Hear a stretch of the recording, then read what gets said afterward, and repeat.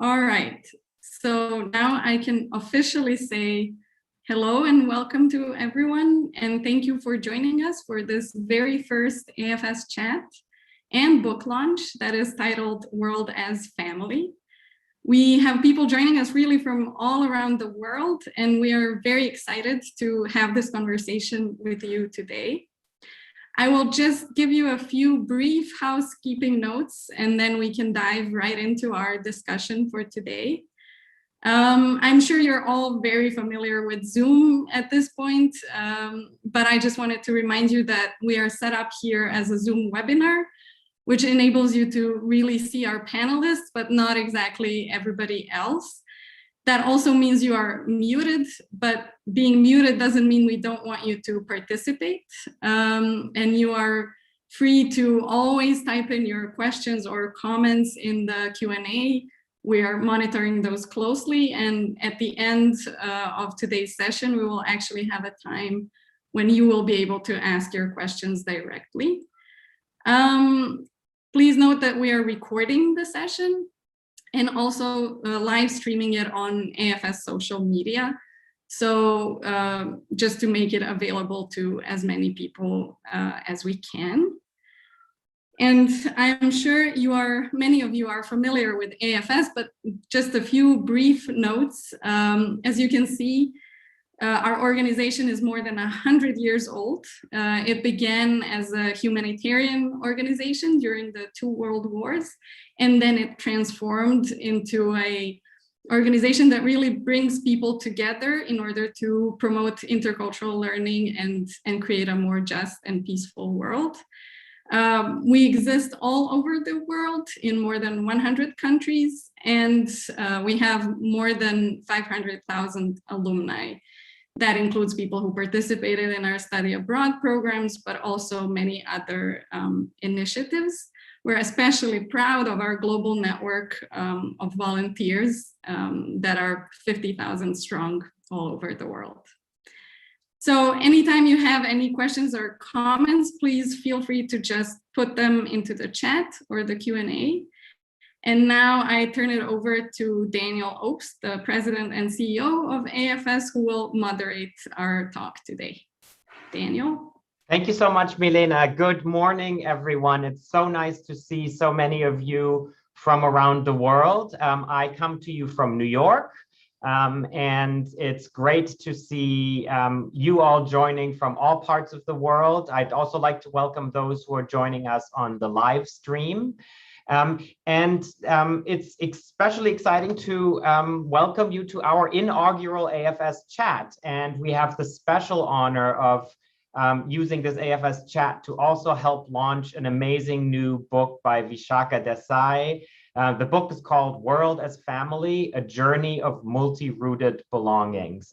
I'd like to remind you that you can get the book at Columbia University Press, and there's a special 20% discount. We'll share that discount code later as well, but it's going to be a real pleasure to talk about this book and about many of the important topics and themes that are raised, because the key issue that we want to talk about is, what does it take to treat the world as family? Sounds like a deceptively simple question, but it also is, I think, one of the most challenging things we are seeing in the world. And we're really excited with our panel. So Milena, if you can go to the next slide, I want to briefly introduce the panelists and then ask each of them to just say a word about themselves. So first, we have Dr. Vishakha Desai, who is both the chair of the Board of Trustees of AFS Intercultural Programs and also a senior advisor for global affairs to the president of Columbia University. And she also wears many other hats. She is also a friend and an amazing mentor to me. So I'm really delighted that Vishakha is joining us today.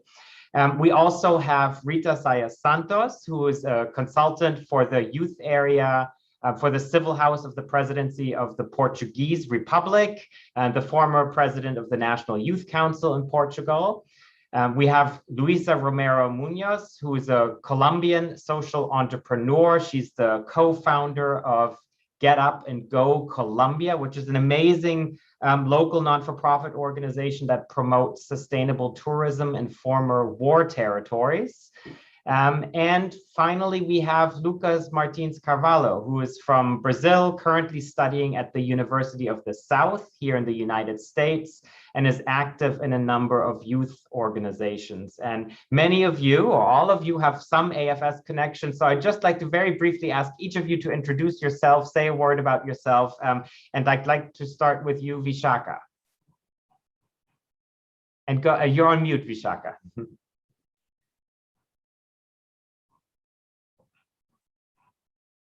Oh, you're on mute. Vishakha, you're on mute.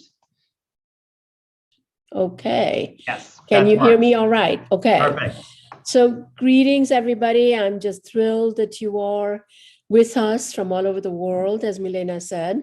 Many of you, I know, many of you I don't know. So thank you for joining us. And you don't need to know more about me except to say that I too am an AFSer. And I started that journey more than 50 years ago. And if the book is written, it is as much for that experience that changed my life as it has for many other people. And it has to do with the experience that I bring to the table is shared by millions of other people. And how do we use it to actually make the world more a family than it is today? So I'm thrilled that all of you have joined us. Thank you, Vishakha. And Rita, over to you. Hi. Thank you for the kind invitation first for this meeting. I'm very excited to be here. So as you said, I'm Rita. I'm a global citizen from or based in Portugal. I've been living around the world and with AFS always as part of my life and as something important. I was also an AFS student to Norway in 2011, and ever since I've been volunteering and realizing how connected we are together. Wonderful. Welcome. Luisa. Hello, everyone. My name is Luisa. I'm also a global citizen. I'm based in Colombia. I'm a social entrepreneur. I started an organization 5 years ago called Get Up and Go Colombia. But also before that, I have been very engaged with the local AFS committee in my city, in Popayan. So it's my pleasure to be here today with all of you. Thank you, Luisa. And Luisa is also the inaugural winner of the AFS Global Citizen Prize. And we're so delighted you're here. Lucas. Hello, everyone. Thank you. First of all, thank you, AFS, for organizing this panel and for inviting us to be here with Vishakha. It's always a pleasure to be reunited with the AFS family. But just for a brief introduction, I am Lucas. I'm from Rio de Janeiro, Brazil. I came to the US for the first time as an AFS BP scholar in 2015. And eventually I went back to Brazil and then returned to the US for college. And I am here speaking from the University of the South, which is a tiny rural community 1 hour away from Nashville in the US. And currently I'm double majoring in politics and international and global studies with a concentration in Latin American studies. So it's a pleasure to be here and I'm really grateful for this conversation. Well, thank you all very much. Welcome. And Vishakha, I want to start right away with the beginning and the way you actually dedicate the book. And I have the book here, and let me just read the dedication because I think it's really interesting and important, and I think frames this conversation. You say, this book is for young people everywhere who carry the torch of global belonging.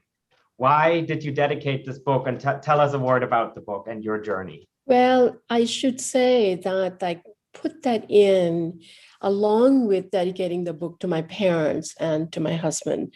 So it's partly about people who have been responsible for who I am to some extent, and all of you, the young people who have really taught me the importance of seeing this idea of global belonging. It is not by accident that so many of you, especially Luisa, you, and also Rita, along with Lucas, you all said you're a global citizen. That idea of being a global native seems to come so naturally to all of you. So part of it was really by engaging with AFS students, with graduate students that I teach at Columbia, where the question they asked was, I know I'm committed to the idea of global, but is it possible to be globally connected and locally rooted? What does that really look like? How can you become something if you're always in the process of becoming that idea? So all of those questions led me to think that how did I actually get to be so passionate about this idea of global, which is in my email, if you will, my email actually says Vishakha Desai Global. And so I said, I need to figure out what has been my pattern, my journey. So I used that idea to write this book. And World as Family is actually, believe it or not, a 3,000-year-old ancient Indian phrase. Lots of people in India know that. It's in the front of the Indian parliament. It's called Vasudhaiva Kutumbakam in Sanskrit. What people don't realize, the full phrase says, only those of the limited mind think of their blood relatives as their family. Those who are magnanimous and have expansive idea, they know that the whole world is their family. And it seemed to me like this was written 3,000 years ago. Lots of people have known it. Lots of religions talk about it. Why is it that we actually can't put it in practice to the extent that we should? And that's what made me feel that I really am writing this book as much for myself as for all the people who have made this journey, and especially for young people, because you're going to carry that torch.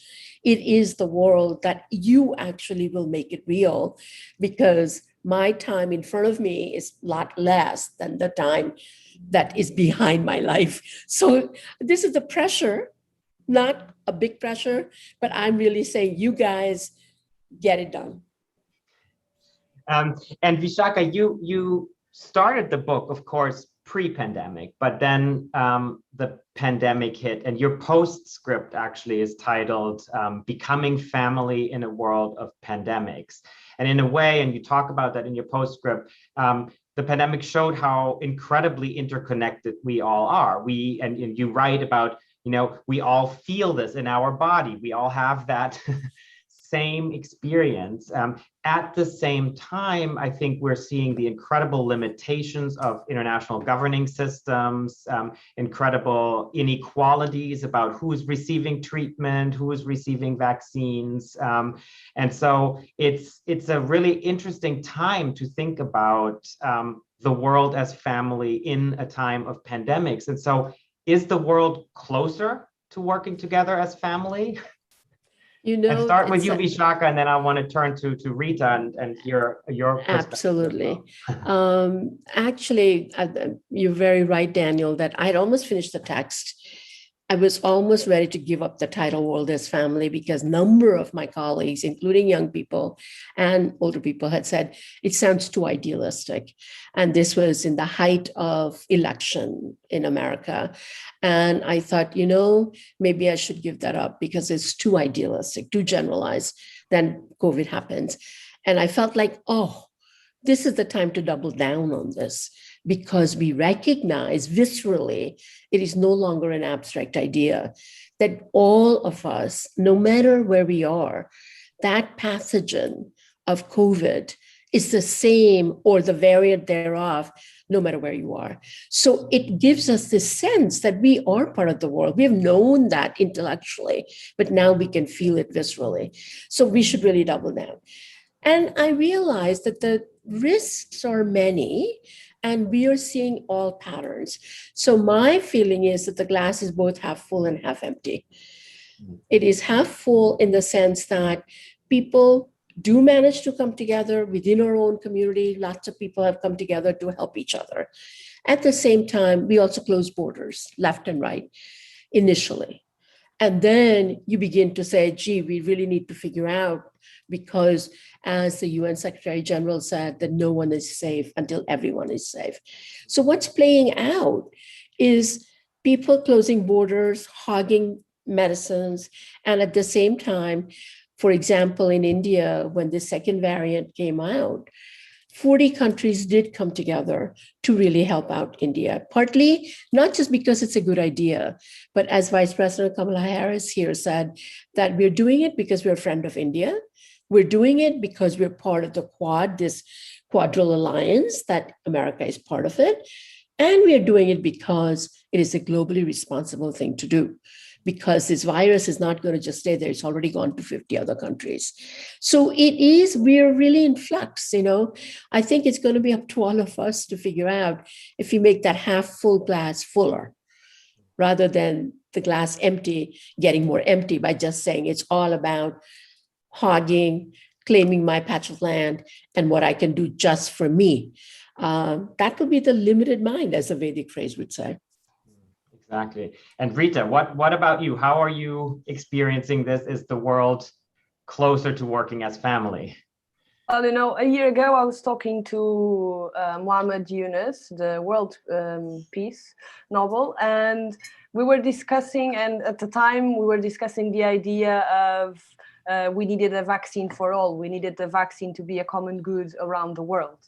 And only now this conversation comes again with President Biden saying that we need to lift up the property intellectual over the vaccine. So I would agree with Vishakha saying that with the pandemic, we realized how interconnected we are and how important it is to work together in order to see the world as a family and actually embrace it. But at the same time, we are still struggling or lagging behind in the actions that we need all to put forward to make it a concrete answer to the problems. And we see that in the vaccines, but we also see that towards sustainability, so like the environment causes, towards so many other things, education, poverty, that we still need to continue reinforcing this idea and working together to accomplish, because it's not yet where it should be in order for all of us to have access to all the things that are needed to have a fair and just life.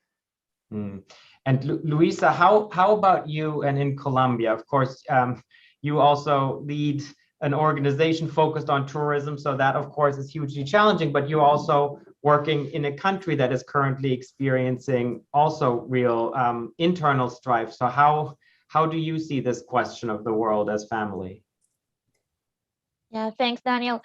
Yes, I think that during all of this pandemic and the current crisis that my country is facing, I have learned that we need, as a human beings, to learn how to pass from the indifference to the empathy, and from the empathy to the compassion, because that road is what makes us to really take actions or take decisions that can improve other people's lives. So in Colombia, we have a big gap between dialogue. So we don't know how to dialogue even with the person who thinks different. We don't know how to dialogue with the people who are from different communities, like Afro-Colombians, indigenous, and that is represented a big challenge right now. So I think that as a global citizen, it's a huge responsibility to learn how to listen in first place, listen not to answer, but listen to understand other people's reality, and then take action from that, from that pain that the other person can feel, and how I can take action from that. So that has been a little bit the context about how I have been facing all of these issues and the actions that we have been taking. Yeah, and I think it's really important that you mentioned this notion of kind of going from one to the next, right? The kind of taking action as an individual, as a citizen, whether it's in your local community or in the world. Lucas, how about you? You're an international student in the US from Brazil. How have you experienced the pandemic? The pandemic. Well, I would say that Sewanee, where I am right now, it's actually a very different, case study for the pandemic, because for the entire semester, the university tested more than 30,000 people, and only 7 positive cases happened in general. So I think I'm experiencing a very different side of the pandemic, but I think there is the opportunity to learn with the success of the university. And I think it relates back to Vishakha's book, which is the trust, right? When we need to trust institutions, we need to trust governments, and we need to trust science. And I think with this pandemic, we've been seeing the challenges, people challenging more and more those institutions and losing the trust. And I think we can make a connection to Vishakha's book because in a family, the family members, they promote trust among each other. So if I had to make a comparison between the success of my university in containing the pandemic and promoting trust on campus, I think we were able to create that sense of community and family on campus, and everybody understood that we needed to take care of ourselves to take care of the entire family. So I think that relates back to Vishakha's point of creating this idea of a family. I think what you're saying that's so important, and that is that this idea of the world out there need not be so abstracted. It can begin right at home to create a sense of community, create a sense of family, and build on it. But always think of your local action in the context of a broader context, in the broader world. And that layering is a very different way of thinking about global than about global here, against national, against local, only about barriers, but not about connectivity. So all of you are saying that in such a profound way. And that's something that I really tried to show in the book as we go forward. And let me pick up on that actually, because I think that's a really important topic that I think many of us are experiencing in our communities, no matter where you are in the world, this incredibly binary view of you are either a global citizen or you're supporting your local community. And often it's politically motivated. And I could imagine that a lot of us on the call, we believe in global issues and interconnectedness and so on. But we all also have experienced examples where we talk to people who really don't believe that, or who don't even like the term global citizen. And I want to ask you, and Lucas, maybe start with you, kind of how are there specific examples? How do you address that? This notion of you can be both global and local. Mm-hmm. I think I can start by giving an example of a concrete strategy that we created on campus. So during the pandemic, I lived in a place called the Global Home on campus. So students at the University of the South, they have the opportunity to live in a regular dorm hall, but they also have the opportunity to apply to live in these theme houses that had themes about it. And I lived in a Global Home with a friend. So we were 8 different students coming from 6 different nationalities in a pandemic. I like to say that I travel from my living room during the pandemic because the house was so diverse.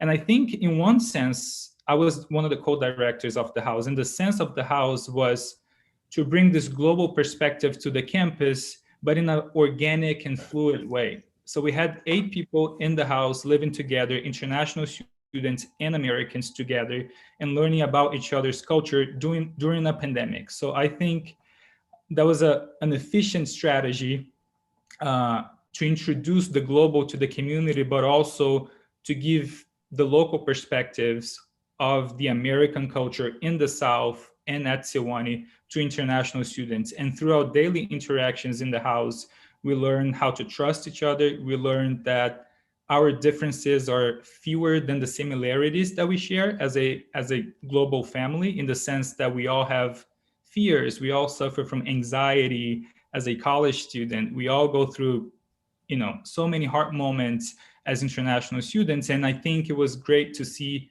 American students realizing that they were so close to international students as well. So that was one strategy that we did on campus. That's great. Luisa, how about you? Do you have any strategies or ways of looking at this kind of connecting the global to the local? Yes, I think that for everything that I do, I always use the local perspective. So basically using an eye in the local context, but always thinking in the global context as well. So for me, acting from the local perspective has been a really good way to face the different situations or the different challenges that we have.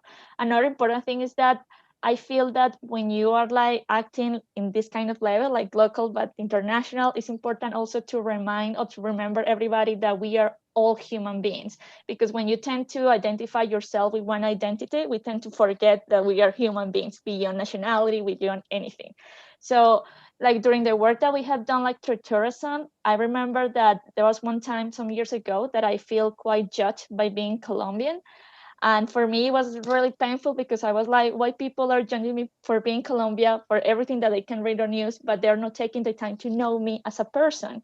And then after that, I realized that, as I mentioned before, we lack the sense of having intercultural dialogues or having like that opportunity to get to know people beyond like their nationality, beyond anything. So I think that for that is that I'm so passionate about tourism, because it's that channel that allows to connect people, to have that dialogue that we normally don't have, but in a different way. And also I think that that has been a really good way of doing it, because when you go to a certain place and you interact with a community that you have been like a distant or something like that, you learn from them, and that is where the empathy and compassion begins to be developed.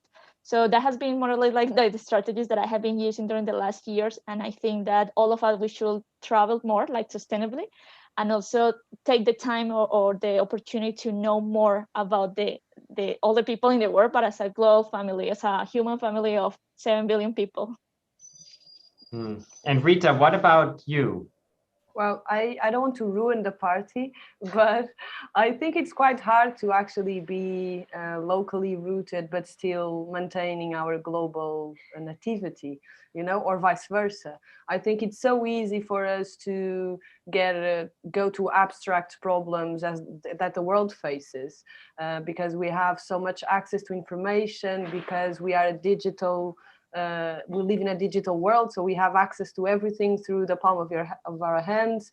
We most of us are pretty much exchange students or related somehow to mobility, so we are used to travel the world and to see the world. So it's hard sometimes to just give that step back and say, okay, how can I bring all the concerns that I see around the world to my local perspective, and what can I do locally to actually that will have an impact? Because it's what you want, obviously, to have an impact in not just your community, but also changing the way the course the world is going. So I think it's difficult at least for a young person to be able to make those, not to make those connections, but to make those connections last and to make them impactful in your own life and in your own local roots. Yeah, really. Go ahead, Vishakha. Yeah. No, I really think that it is important to bring that back up, that how hard it is to actually think in layers and connect the dots. And as Ted Johnson puts in the chat, that, there is the local, global, and then there's the national.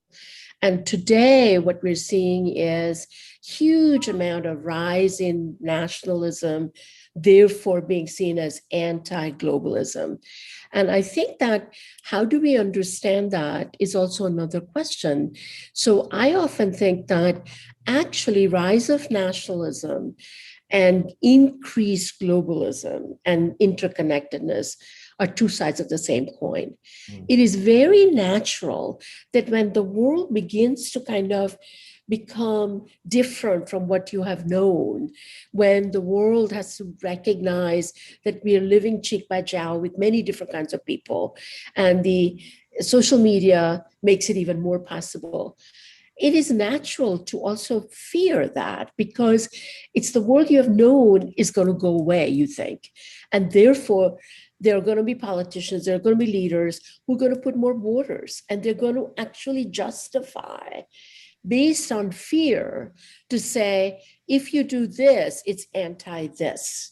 And that, I think we have to recognize, is that out of fear, people make one kind of decision. Can you go beyond fear to actually create more of an opportunity for people to learn about and from people who are different from you, whether it's in a global setting or in a local setting?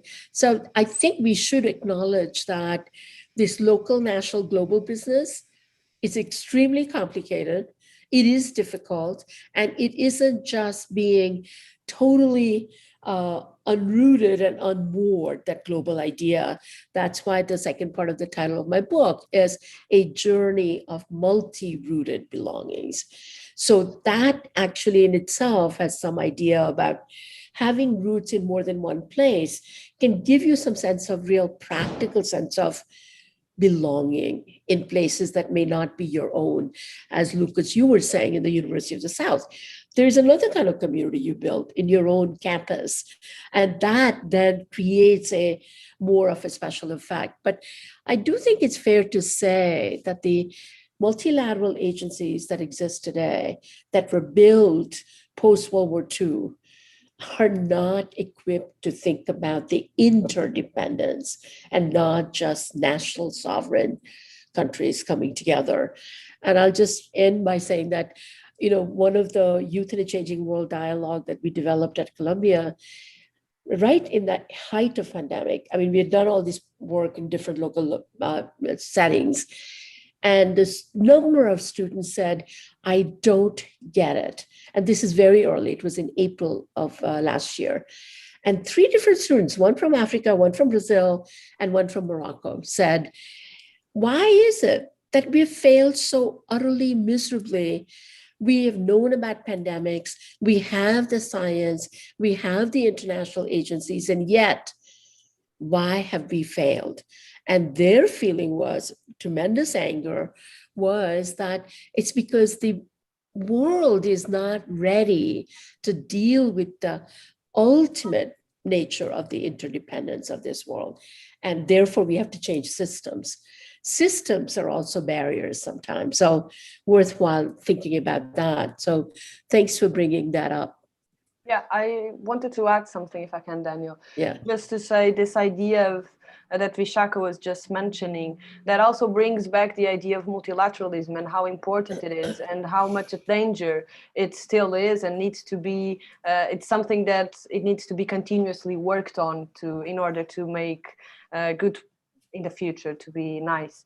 But I also wanted to say, just going back to what I was saying earlier, the idea of that you have to bring all the challenges that you see worldwide, so your global conscious to your national or local conscious, to your own person as an individual, to your construction as an individual, it kind of brings a lot of internal fights as well, because sometimes what you want to defend at a global stage is different than what you want or do you think it's needed for your community locally. So it also makes you have to deal with your own values in very different ways and understand where you stand in all this context, which is, I think, incredibly hard for a person. Mm-hmm. Right, Lucas, do you want to, I know you have a point on that. Yes, I think like one of the master frameworks of our times and of our generation right now with, as Rita was saying, the amount of information that we have now, I think we could be one of the most equipped generations to promote change in this world if we only knew how to critically analyze those information and use in our favor. So if we think about the environment, if we think what's been happening in Brazil with the Amazon rainforest and the deforestation that has been happening, that in fact not only affects the native communities in the Amazon basin, but it affects Bolivia, it affects Colombia, Peru, the US, New York, from where you guys are talking right now. So if we could, in my view, I think it's a complex issue, but I think through the educational system, we can start to introduce this idea of interconnectedness and interdependence. And so the environment provides that framework to understand how our lives are connected to each other. The other thing is we also have the space to provide through the educational system that you're not going to lose your identity if you learn about the others, right? We have this expression in the Bantu tradition. It's an African proverb that says, I am because of what we all are, right? So I think through the educational system, we can start to introduce people to the idea that you're not going to lose your identity of who you are, but you, in fact, when you're exposed to the other, you actually learn more about yourself, right? You learn about what makes you you.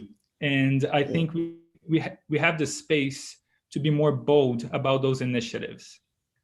Yeah, you're exactly right. And this is also related to what Marissa just posted in the chat, that it can be sometimes difficult, for people who may not have had international or global experiences to see that context, and that there is a lot of fear. And I would also say that schools, to a large extent, have taken a very parochial view. And so bringing global citizenship education to schools is not about just connecting us around the world with people or to foster more travel, but is to better understand what are the issues that really connect us as humanity, and that can be so difficult in many cases. And I wonder, and Vishakha, maybe say a word, because you've had probably a lot of experiences with this, and we often talk about this, and you were an AFS exchange student, and you say it changed your life.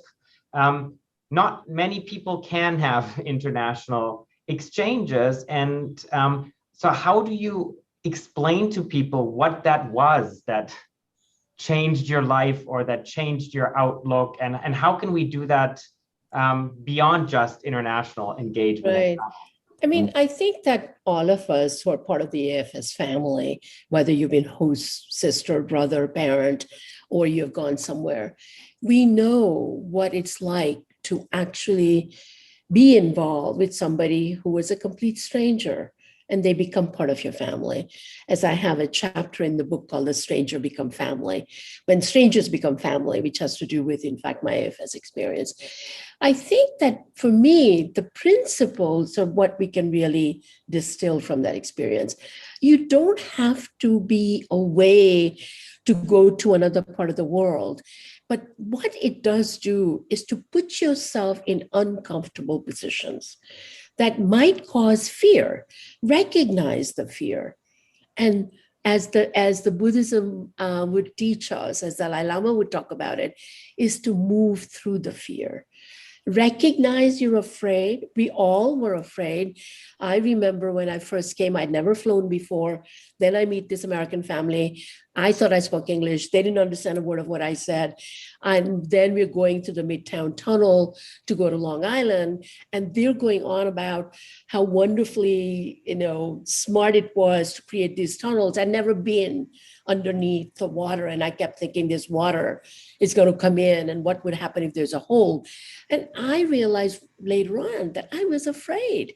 I was afraid that that hole in the tunnel would bring that outside water in, and what would I do? But somehow I didn't have any choice but to move through it. And I think that part of it is to recognize that to meet and be in an unfamiliar setting is scary. You might have fear. Will you move through the fear to the other side? Or will you actually be drawn by the fear and close your eyes? Because as this young AFS student said to me in Ghana when we were in Accra, and I begin one of the chapters with that quote, it's that once you open your eyes to the world, you can't close it. And that is the real challenge. And that is, how do you make people open their eyes to things that are not part of their life? But it is also to recognize that for some people, most important thing is familiarity and security. So if you don't have that in the system to explore, to be curious about things other than what you know, you are going to be afraid. And so how do you move through that fear? I think that's the key question. Well, that's a key question. I want to bring in Luisa briefly on that one, because I think that's also exactly what you do in your organization. How do you see that? Yes, and now that Vishakha was talking, I was remembering a story. Like when I was like around 16 or 15 years old, I didn't have the opportunity to go on an AFS exchange, but I have a friend, well, like a student, that she came as an exchange student to my school. And for me, I remember that was the first time that I met another person from another country. And I was like, okay, she's from Germany, so she speaks like English and German, but at that time I didn't speak any word of English. So I remember that just by meeting her, I was like so like surprised, like a lot of curiosity. I was like, why is she living that experience, like being so young? What I'm not doing the same? So a lot of things like going to happen. So I think that from that moment, like AFS started to change my life, like indirectly, just because of her being an exchange student. And I think that that was the main motivation that made me to start thinking outside of the box, because like I live in a small city in Colombia that is called Popayán, and just by seeing like this person, like she's called Mimi, just seeing like Mimi, like so excited, like being 15 years old, exploring all the country, all the city, I was like very motivated about that, and it definitely changed my life. And the amazing thing about that is that we become very close friends. And 10 years after, we met again. We met 2 years ago in Italy, and it was like such a lovely experience because we met in a different stage of our lives, and then we met 10 years after that. So I think that in that sense, like what Vishakha was saying, like this is a wonderful like route to get exposed to those scenarios. No, it doesn't mean that you have to travel in order to become a global citizen. It also means that you can become a global citizen by knowing someone else who is doing it. So I will encourage everybody to take the time and get to know people that also come to your country, to your local context, to learn from you, because that is where the learning can happen too. Wonderfully said, Luisa. Lucas, I know you want to comment on that as well. Yeah, I think there is the possibility of learning about the world and getting connected to world issues without leaving your local neighborhood. And I see that with Siwani. In fact, last summer, international students, they worked at the local farmers market, and it was really beautiful to see the international students working shoulder to shoulder with the farmers in a rural community. And I think, at the beginning, I could tell that people were like, oh my gosh, what are these kids doing here? At first. And then later, at the end of the program, at the end of the summer internship, people were like, oh, I would like to have these kids back because they're really proactive. They really worked hard just like us. And in fact, one of them asked me to kind of make like a video promo for his farm. And I think this is one example that shows that you don't have to live the local neighborhood to get contact with worldwide issues. And another example comes from my high school. So before having the transformative experience from AFS, I was lucky enough to go to attend the first public bilingual school in the state of Rio de Janeiro. And in that school, we had a partnership with the US Embassy and the US Consulate in Rio. And just by bringing speakers from different countries, I think that sparked my intellectual curiosity to kind of learn more about the US, but not only about the US, but more about Brazil, about Latin America, about Africa, about Asia, Europe, and you name it.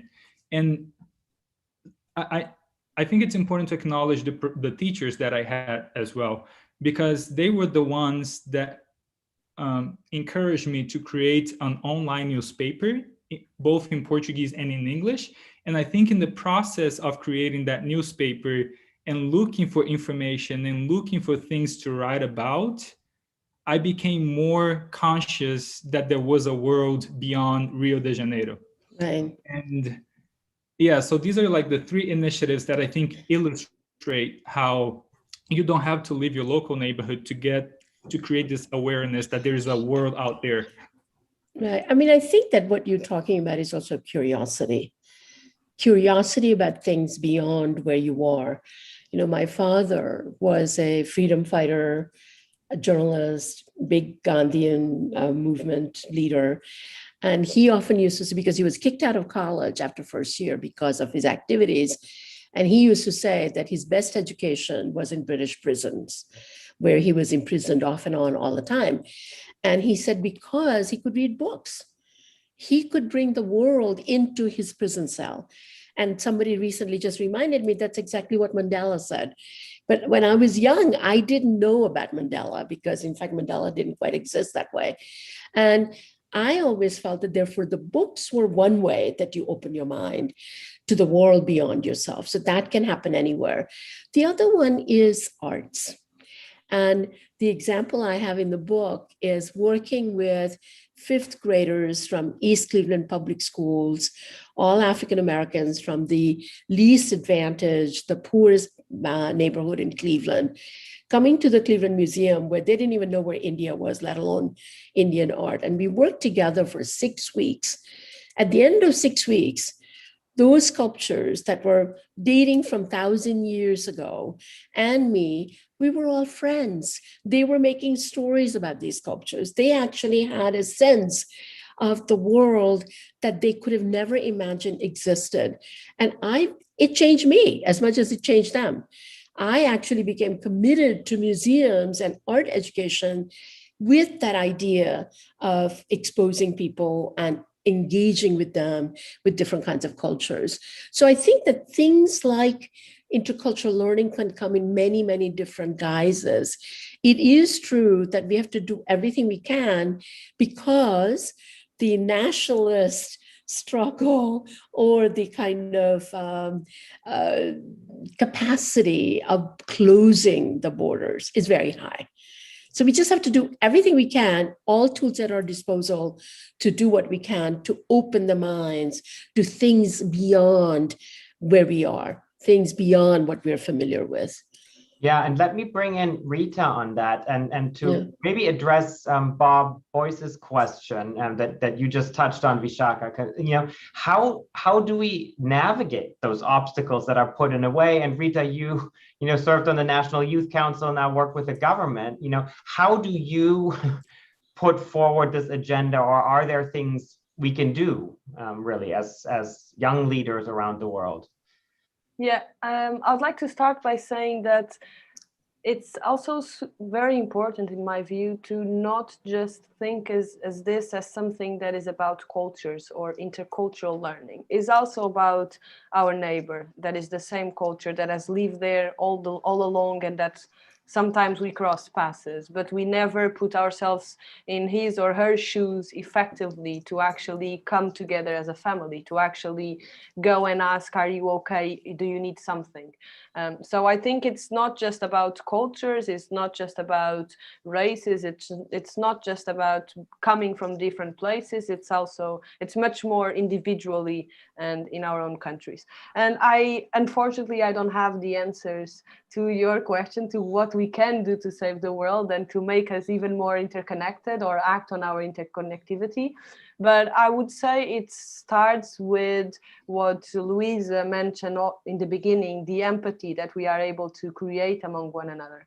And that starts at schools, that starts at home with our education, that starts with the experience that we all go through life and our ability to connect to the other and to, as I said, put ourselves in the shoes of the other. The other thing that I also think it's important is for people to have more access to, obviously bringing AFS to the table, but people having more access to do intercultural exchanges and to travel abroad and to see the world, because that also gives us a much broader perspective of what the world is about and how important it is for us to work on our differences in order to create tolerance and respect for the differences. I think this is very powerful that you said this, and Lucas, I'm going to call on you in 1 second, but I want to maybe just very briefly also turn to another important issue, and yesterday was the first anniversary of George Floyd's murder, and that has provoked a lot of outcry around the world, right? Because I think racism, white supremacy, injustice is not native to the US, it's everywhere in the world and comes in many shapes and forms. And so, Rita, when you talk about, providing more access and inclusion, that can be so challenging. And so, Lucas, I want to ask you kind of how has that resonated, both because you're going to be very active now in your university's diversity, equity, and inclusion committee, but you also come from Brazil, another country where we see a lot of inequalities. So how has that affected it, and how do you put that in the context world as family? Because sometimes we think we just bring people together from around the world, but so many people are excluded, and I think we can't leave that out of the discussion. Yeah, totally. Well, I think to connect back to what Rita was saying, I think, yes, traveling is really important because it gives you a perspective that problems that you're used to seeing as normal, or that you at least normalize those problems, were in fact not normal. And I think I can speak to that because of my experience of coming from the favelas of Rio de Janeiro and then being placed to live in a very wealthy suburbs, very wealthy suburb in the city of Chicago, with a host family for a year. And then just the shock of understanding how so many people had access to resources and by that I mean museums, theaters, going to places in which they can obtain knowledge. They had a library at their school, which was something that we didn't actually have back in Brazil. So I think that opportunity to live in such a how can I say, unequal world, coming from the favelas and going to the suburbs in Chicago, gave me the perspective to understand that Brazil was suffering from social inequalities that I was not aware before. So I think that opportunity gave me also the intercultural understanding, but also the collective understanding to understand that Brazil was part of a system that was unequal. Right. And when I came back to Brazil, I started to realize, oh, this is not only the issue that Brazil faces, but also Bolivia, but also Chile, but also, so many places in Latin America. And then I started reaching out to Asia and to Africa and understanding that those places were facing similar problems that we faced in Brazil, in the sense of being unequal societies. And and I think that speaks to how education can transform somebody to get that self-knowledge of understanding its positioning in the world, but also understanding how we can reach out to other regions of the world and understand that we face the same kind of issues. Well, I think though, Lucas, the truth is that as you're describing it and what George Floyd murder and what's happened in America in this last year, what pandemic has really shown is exposed the fissures in all societies. The inequality that exists in America is equally dire as it is in other places. And what I continue to feel is that therefore, especially for AFS, that how do we actually make sure that going abroad is not actually a privilege of the privileged few, those who can afford it. That's why we're really focused on trying to create scholarships. That's one side, which is to say, it is everybody's business, no matter where you are. It should be a right for you to be able to explore and go beyond the circumstances that might limit you. And how do we do that? It does mean that using virtual capacities, which not everybody can go, that's true. However, how do we make it possible for more people to go? How do we make it possible for people to actually explore their own neighborhoods in different ways? So how do we make a difference in schools and education? So it does come from that value, that is to say that to be aware of being part of the world is everybody's business. It isn't just for the privileged few. And that's where the question of social justice and the world come in together. So we have only 5 minutes left. So I want to just briefly ask each of you the same question, because our topic is world as family. We were talking a little bit about, some of the strategies and tactics we're using. And I think a number of chat posts also are providing some really practical solutions. So what's the one key thing anyone in our audience can do to making the world as family actually a reality? Lucas, why don't you start? What's the one key thing anyone can do to make this a reality? Oh, wow.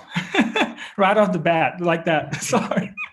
So I think mostly I would definitely say, build effective informal partnerships between local communities and some organization that has some perspective on global issues around the world. So, for example, the university and the partnership to bring international students to work with the farmers market. and the exchange that happened between the two, and how much they've grown throughout that experience and even after. So, you know, getting active in local organizations that is close to you, but also reaching out to organizations in the community that you know can take you to the next level of being global. Great. Luisa, how about you? What can we do to make this a reality? Yes, I think that I agree with Lucas. It will be like reaching out also like communities or people that we normally don't have common contact with.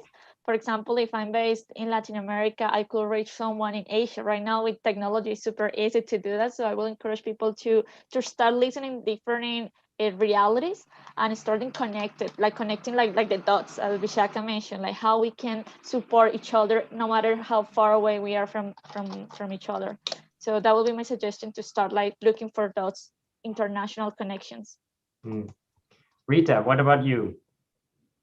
Well, I think the best solution would be for everyone to actually practice empathy daily, to try to put themselves in the other's shoes whenever they speak, whenever they do something.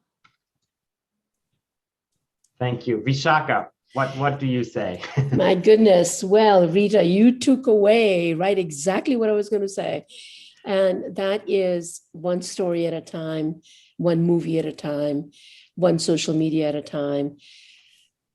Listen to something different from what you know and put yourself in that other person's shoes. As a parent, read stories to your children that are not just about the familiar, but something unfamiliar.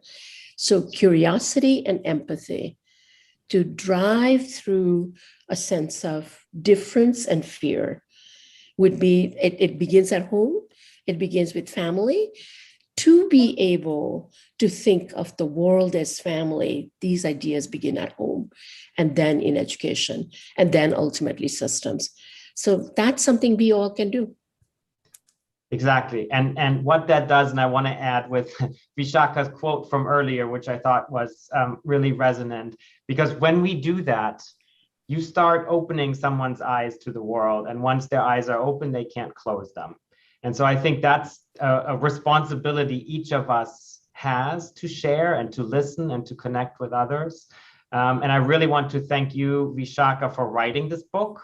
It is a meaningful journey about your life, but also so resonant, and each of us can find a connection point in there. So I do encourage everyone on this call to pick up a copy of this book, read it, think about your own experiences, because probably all of us have a sense of multi-rooted belongings.